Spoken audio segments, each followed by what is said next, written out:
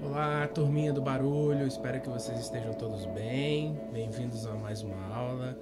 Bom, hoje a gente vai iniciar um conteúdo a respeito da história do Brasil.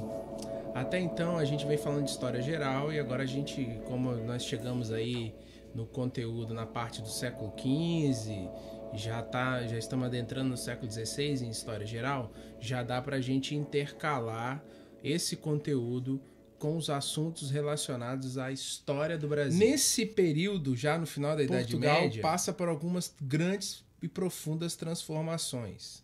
Portugal já havia ali, por volta do século XIII, uma forte burguesia. Aliás, o comércio em Portugal sempre foi o carro-chefe da economia da região. Não é à toa, porque eles dependiam de produção, dependiam daquilo que vinha do Oriente e tudo mais. Isso fez com que uma burguesia nascesse extremamente próspera e forte. Eles vão participar de uma revolução chamada Revolução dos Avis. Isso vai trazer uma transformação política em Portugal. E a partir dessa transformação política, a partir dessa relação com o Oriente, a total dependência dos produtos vindo pelas rotas do Mediterrâneo e a necessidade absurda de mudar essa estrutura, agora com uma centralização política forte, com uma experiência herdada dos árabes, Portugal vai iniciar o seu grande processo de navegação. Portugal é pioneira nesse processo. Portugal vai, então, iniciar o que a gente chama das grandes navegações. Ao seu lado, a Espanha, que também está passando por um processo de formação de Estado moderno, ela vai pegar carona com Portugal. Para a gente entender um pouco isso, vamos começar com um resuminho aqui bacana para a gente interligar as grandes navegações, a história de Portugal e chegar à história do Brasil. Naquela época, as pessoas não sabiam que a Terra tinha a forma de uma esfera e achavam que o mundo era formado apenas pela Europa, África e Ásia. O mar Mediterrâneo era o principal acesso da Europa para o Oriente. Por ele, os mercadores europeus iam para o Oriente comprar artigos de luxo e as especiarias que usavam para conservar os alimentos. Mas as cidades de Veneza e Gênova fizeram um acordo com os árabes. Eles traziam as mercadorias até o mar Mediterrâneo e os venezianos e genoveses as distribuíam pela Europa. Com o controle do comércio no Mediterrâneo, essas duas cidades italianas passaram a cobrar preços muito altos pelas mercadorias. A economia de Portugal dependia desse comércio e, por isso, foi muito prejudicada pelo monopólio italiano. Em 1453, ocorreu outro problema. O Império Otomano tomou Constantinopla e fechou a passagem pelo Bósforo, proibindo o acesso à Índia e à China. Diante desta situação, os portugueses precisavam encontrar uma rota alternativa para o Oriente, que não passasse pelo Mediterrâneo. Portugal é o ponto mais ocidental da Europa. Seu litoral é banhado pelo Oceano Atlântico e situa-se bem próximo do continente africano. Além dessas condições favoráveis, Portugal passou a assimilar os conhecimentos de outros povos e aplicá-los na busca de novas rotas marítimas. Muitas invenções de povos antigos, aprimoradas pelos árabes, foram apropriadas pelos portugueses. A bússola, o astrolábio, o quadrante, a balestilha, a ampulheta e as velas latinas. Aprenderam também com os árabes a elaborar cartas náuticas e a utilizar as técnicas de carpintaria naval. As caravelas foram a grande invenção portuguesa. Relativamente pequenas, leves e ágeis, as caravelas eram ideais para a navegação costeira. Eram dotadas de velas triangulares, que possibilitavam navegar contra o vento e desviar de obstáculos. Com toda essa tecnologia, os portugueses lançaram-se na procura de um caminho para o Oriente, contornando a costa da África. Durante quase todo o século XIV, Portugal tentou contornar o sul da África. Nessas explorações, os portugueses adquiriram uma grande experiência marítima e conquistaram vários pontos na costa ocidental da África, onde estabeleceram feitorias. Essas conquistas garantiram a Portugal a comercialização de arroz, peixe seco, sal, tecidos de algodão, ferro, cobre, malagueta, noz de cola, marfim, ouro e escravos. Em 1488, a frota de Bartolomeu Dias conseguiu dobrar o Cabo das Tormentas. Essa etapa, no caminho para o Oriente, era um grande desafio, pois os ventos fortes e as grandes tempestades que ali ocorrem faziam do local um ponto crítico. Quando o cabo foi ultrapassado, Dom João II mudou seu nome para Cabo da Boa Esperança, pois sua travessia comprovava que o Oceano Atlântico e o Índico se ligavam. Aumentavam, assim, as esperanças de os portugueses chegarem ao Oriente, contornando a África. Finalmente, no ano de 1498, Vasco da Gama conseguiu chegar às Índias, contornando o continente africano, e Portugal adquiriu o monopólio do comércio das especiarias. Bom, deu para entender? Muita informação. Eu falei que a aula de hoje ia ser cheia de informação. Olha só, toda aquela experiência que o nosso amigo ali relatou, de aprender com os árabes, de usar técnicas, bússola, caravelas, toda essa experiência marítima, ela é um dos fatores favoráveis para Portugal ser pioneira na navegação. O nome dessa escola da vida do mar, essa escola na prática, é chamado de Escola de Sagres. Então é isso que a gente chama de escola. Escola de Sagres não é um prédio escolar. Outro fator importante é que a gente está focando aqui em Portugal, mas no século XV, depois que Portugal se lança ao mar e começa a se favorecer, a Espanha também vai entrar nesse processo, mas a gente deixa para falar da Espanha nas próximas aulas. Beleza? Vamos ao que interessa.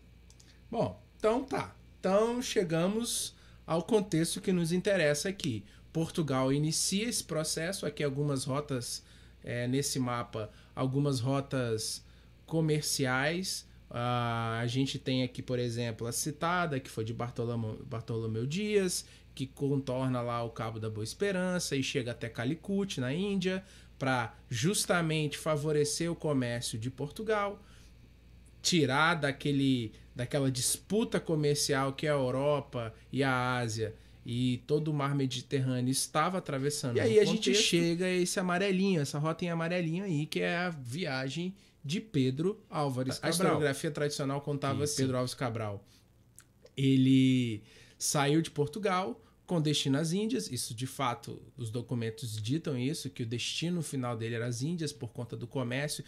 Detalhe, nesse contexto, Portugal está totalmente interessada no comércio das Índias. Está gastando muito dinheiro, está investindo pesado nesse empreendimento. A atenção do rei está toda voltada para as Índias. Isso é fato. Isso aparece na viagem de Pedro Álvares Cabral.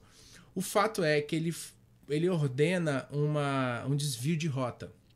A historiografia tradicional dizia que esse desvio de rota fez com que era para evitar certas correntes e tormentas no mar. E que porventura disso desviou demais, pegou uma corrente, veio parar no Brasil, e aí descobriu que havia uma terra vasta e tal. Bom, a historiografia tradicional dizia isso.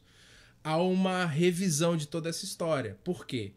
Parte do princípio de que Portugal já estava, anos antes de 1500, numa disputa com a Espanha pelas terras do oeste, as terras que Colombo havia encontrado no mar, no oceano, conflitando com outras fontes. A gente descobre que Cabral queria, na verdade, era demarcar aquilo que já havia sido acordado no tratado chamado Tratado de Tordesilhas, que era aquela linha imaginária, com a Espanha. Então não foi acidente, era muito improvável que seja, até a rapidez em que ele deixou algumas ordens. Portugal só tinha um mar para navegar, e há um ditado popular em Portugal que diz que navegar é preciso. E eles começam o processo que vai desencadear a conquista de Ceuta, ali no norte da África, próximo ao Marrocos, em 1415, a tomada de Constantinopla em 1453 e a chegada de Colombo à América. Esse é o pano de fundo. Além disso, A gente tem em 1494 o Tratado de Tordesilhas, em 1498 a conquista da Índia, que a gente já reviu inclusive aqui no videozinho, e em 1500 a chegada de Pedro Álvares Cabral. Há uma ilustração aqui que retrata o José de Anchieta, que liderava aí um dos jesuítas que vieram nas primeiras viagens ao Brasil, ou Terra Brasilis. O Brasil no começo ele tinha vários nomes. Mas já mostra um pouco da relação que esses exploradores vão ter com essa terra. Eu não vou gastar muito tempo nisso, mas o início da colonização tem um certo romantismo sobre a terra. A própria carta de Pero Vaz de Caminha mostra esse romantismo, o olhar para esse lugar maravilhoso de belezas naturais, de riqueza, de fauna e flora. Passado o momento, há um início de um processo que a gente chama do ciclo do pau-brasil, onde os portugueses, não muito interessados, vão começar a extrair pau-brasil para levar para a Europa, mas o interesse ainda estava nas especiarias Nesse processo, Oriente. Há um início da relação com os nativos.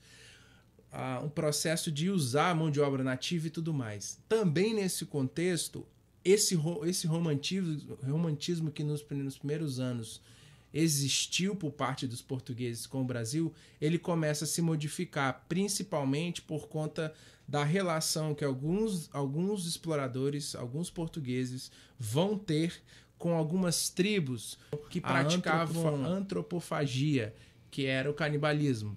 Isso chocava, então há uma mudança. No primeiro momento a terra era o paraíso, depois essa terra vai virar o inferno, e há um certo abandono nesse contexto. Por que eu estou falando isso? Porque a gente já entra nesse assunto aqui, das capitanias hereditárias. No contexto das capitanias hereditárias, que é uma estrutura administrativa, que é um modelo que nem sabia se ia funcionar, mas era muito mais para demarcação de território, o rei não tinha muito seu olhar voltado para o Brasil.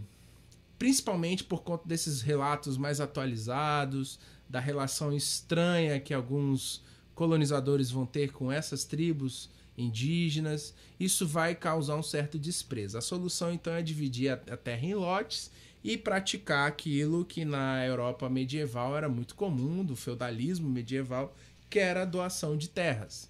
Há o processo de capitanias hereditárias, então divide-se em lotes de terras de norte a sul, respeitando ali a linha de Tratado de Tordesilhas, e essas terras vão ser doadas. Que topavam a loucura, que nesse contexto era vir para o Brasil. Por quê, professor, está falando isso? Bom, vamos entender isso no organograma. O que era? A ideia era comercial, era vir para cá, tornar essa terra produtiva. Então você recebia um documento do rei, você era um nobre, você vinha para cá, um donatário, receber a terra. A estrutura era descentralizada, assim como o feudalismo medieval era. Você tinha autonomia, você vinha para cá e fazia a terra funcionar, era você usar a terra como se fosse sua, estabelecer aqui relações de trabalho, servidão e produzi-la, e mandar as riquezas dessa produção para a Europa. Lembrando também que havia uma expectativa, mesmo que remota, porque isso não foi encontrado desde os primeiros anos, de encontrar ouro e prata. O Padre Antônio Vieira, que é uma fonte primária da época, relata que era muito comum os primeiros portugueses que vinham a primeira vez ao Brasil, no século XVI, ficavam arranhando as areias da praia. O que é isso? Eles tinham uma expectativa enorme de encontrar ouro e prata, assim como os espanhóis estavam encontrando no seu território. Mas o que eu quero chamar a atenção aqui era o fracasso que foi essa capitania hereditária. Bom, ela era descentralizada, beleza, vem pra cá, você tem o documento, você tem a ordem do rei, é seu. Mas e aí? E aí que não tinha estrutura mínima para fazer isso economicamente aos moldes do mercantilismo, que era o modelo do absolutismo real, fazer essa terra funcionar. O resultado disso era os ataques indígenas desanimavam, o risco não dava lucro, a produção era precária, algumas regiões já vão lançar a mão de entrar no contexto do açúcar, que nós já vamos falar dele, mas no geral as capitanias foram um grande fracasso. A gente pode pegar, por exemplo, a capitania do Espírito Santo, Vasco Fernandes Coutinho. Ele vivia muito mais lá em Portugal, reclamando do rei, que o rei tinha dado uma terra para ele E mais nada que ele precisava de grana para fazer Bom, essa terra produzir. Aí vem um contexto de mudança de conjuntura política e econômica. Por quê? Em 1548, Portugal muda a relação com o Brasil. Ela cria uma nova estrutura política administrativa dos governos gerais. Por que isso acontece também? Paralelamente a isso, o mercado de especiarias já estava dando sinais de crise. Portugal, então, começa a olhar o Brasil com outros olhos. Já que a terra é nossa, vamos colonizá-la, vamos fazê-la produzir. Então vem o contexto dos governos gerais. Aí havia estrutura. Então aqui já é um processo de centralização. O governo geral é uma espécie de vice-reinado. O cara vinha com poderes de rei e ele ia estabelecer controle sobre essas capitanias, obviamente investir, mas ia controlar. Havia uma estrutura, né? Tem lá o capitão-mor, provedor-mor, ouvidor-mor. Cuidava da defesa, da fazenda e da justiça. Uma estruturazinha já burocrática que o português gostava muito, e isso vai deixar uma herança, um legado muito grande para o Brasil. Abaixo disso, as capitanias hereditárias, perceba, antes era autônoma, agora ela está submetida a essa estrutura político-administrativa. E dentro de cada capitania hereditária vai existir a espécie das câmaras municipais, que eram uma espécie de prefeituras, governos provinciais. Três contextos aí dos governadores gerais. O primeiro é Tomé de Souza, junto com ele vem os jesuítas, a fundação de Salvador, o primeiro bispado, as expedições de exploração. Depois dele, a gestão de Duarte da Costa, fundação do Colégio de São Paulo, invasão francesa do Rio de Janeiro, ele vai cuidar disso. E por fim, a terceira fase aí, ainda de colonização, Mendes Sá, um pouco mais tarde, a expulsão dos franceses do Rio de Janeiro, a perseguição dos índios e a confederação dos tamoios. Voltando aqui, as câmaras municipais, eles eram chamados homens bons. Isso aqui é um legado da história política brasileira. Porque, principalmente em região norte e nordeste, a gente tem isso muito forte. Grandes fazendeiros, os coronéis, vão se apropriar de uma certa autoridade política regional. Isso vai se enraizar de tal forma no Brasil que até hoje, mesmo num processo muito diferente politicamente falando e administrativamente falando, a gente vê isso no Brasil. Pra gente dar um salto aqui, no final do século XVI, essa estrutura administrativa vai perder força, porque um rei, herdeiro do trono, um jovem rei português, Dom Sebastião, vai morrer numa batalha na África e ele não deixou herdeiros. Vem o contexto da União Ibérica. A União Ibérica, o rei da Espanha reivindica o trono de Portugal por ter um parentesco com o rei que morreu e vai administrar, vamos dizer assim, a região da Espanha e a região de Portugal no Brasil. Nesse contexto de União Ibérica, durou 60 anos. Durante esse período, o Brasil entra no contexto da cana-de-açúcar e vai começar a prosperar, vai começar a atrair grandes comerciantes do mundo. O detalhe aqui da União Ibérica é que a Espanha não vai estabelecer o controle que Portugal já estava estabelecendo anteriormente. A gente viu aqui todo o organograma da estrutura político-administrativa dos portugueses. A Espanha está totalmente interessada e com os seus olhares para a sua região, para a sua colônia, a colônia espanhola, que era grande, tinham 4 vice-reinados, então eles estavam totalmente com o olhar preocupados com aquilo, porque lá sim tinha ouro e prata, aqui ainda não. Só que essa empresa açucareira, como a historiografia gosta de chamar, vai começar a funcionar. Aqui é uma imagem do engenho, né, do colonial, vai principalmente dar certo na região nordeste, especial na capitania de Pernambuco. E nessa capitania de Pernambuco, essa empresa açucareira vai bombar. Mais pra frente eu vou falar dela, porque eu vou entrar na história do Brasil holandês, mas aqui já dá pra gente ter uma noção de como que essa região vai chamar atenção. Por que a gente fala empresa açucareira? Bom, empresa açucareira porque não era muito simples. Aqui um esqueminha que explica como que isso funcionava. Havia o senhor, o dono da terra, ele ia estabelecia relações de servidão e de apoio, de serviço, toda a estrutura da fazenda para fazer ela funcionar. Tinha o que cuidava dos assuntos religiosos, da população, enfim, da fazenda, todos os funcionários da fazenda e por último, e não era só isso. Olha só, além da estrutura na produção da fazenda, tinha uma estrutura de transporte, de manutenção disso. Então a produção ficava no Brasil e tinha toda uma estrutura para fazer a coisa funcionar. Por isso que a gente chama empresa açucareira. Olha a quantidade de pessoas envolvidas. Além do mais, tinha todo um esquema de fases na produção. A secagem, a casa de purgar, a cozinha, as moendas, onde tirava o caldo da cana e tudo mais. E além disso, toda a estrutura dos transportes e aqui embaixo o número de pessoas envolvidas para isso. É um período de crescimento até populacional do Brasil. Por quê? Começa a vir muito escravo. Se você olhar aqui embaixo, em toda essa estrutura tinha que ter escravo. Como o indígena passa a ser um escravo complicado de se lidar, escravos africanos vão vir em grande quantidade, principalmente para essas regiões onde a cana-de-açúcar está bombando e vai, de alguma maneira, ser lucrativo.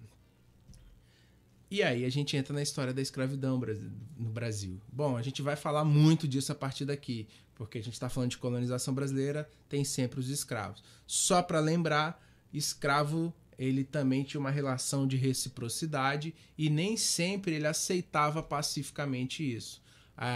Aquela estrutura do engenho vai trazer marcas profundas, inclusive uma resistência africana a esse modelo econômico, mercantilista, absolutista, controlador da economia e das relações de trabalho. A escravidão vai ter as suas formas de resistência. Desde o suicídio, que começava às vezes até nas embarcações desses escravos, o infanticídio, que era matar os próprios filhos para não ver os filhos sofrerem com isso, as fugas coletivas, que vão gerar os quilombos e alguns até famosos na história e tudo mais. Essa história não tem como a gente esconder desse Brasil. O Brasil é fruto disso também. Século XVI aqui então está praticamente finalizado e a gente volta a falar de Brasil numa próxima aula. Valeu!